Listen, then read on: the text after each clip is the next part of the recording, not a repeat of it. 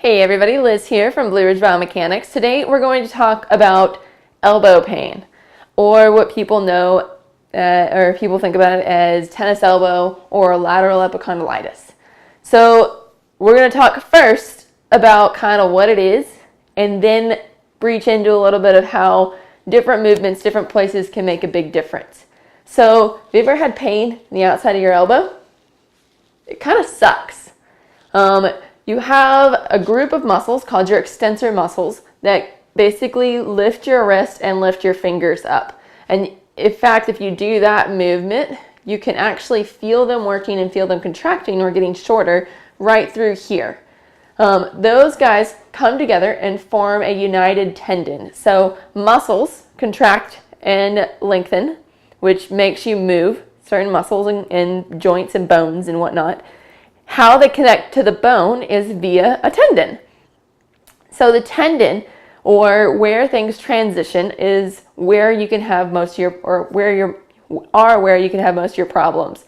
So either where the muscle becomes the tendon, or where the tendon becomes and attaches to the joint or to the bone.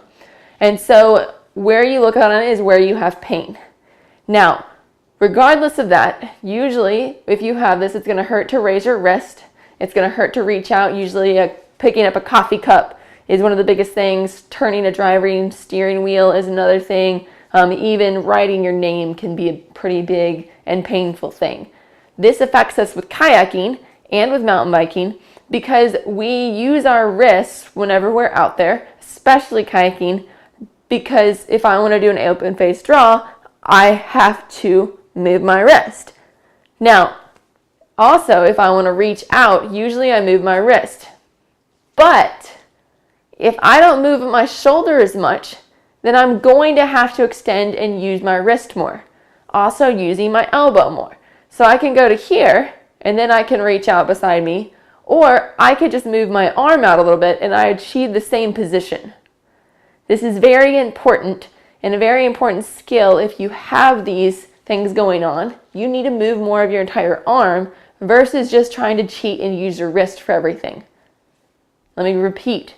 Move your arm, not just your wrist, to get to those certain points. Now, whenever you have this going on, you're going to want to do some stretches and you're going to want to do some other exercises. But for today, take home point, move your arm versus just your wrist. Next couple weeks, we're going to be going over some stretches and some different exercises to help you with this specifically. If you have this problem, you want a little bit more information about it, and you want a full assessment, let me know, and I'd be happy to fit you in the schedule. And or if you have some more notions that you want to move your full body as a whole and you don't know how, let me know as well. Cheers, everybody.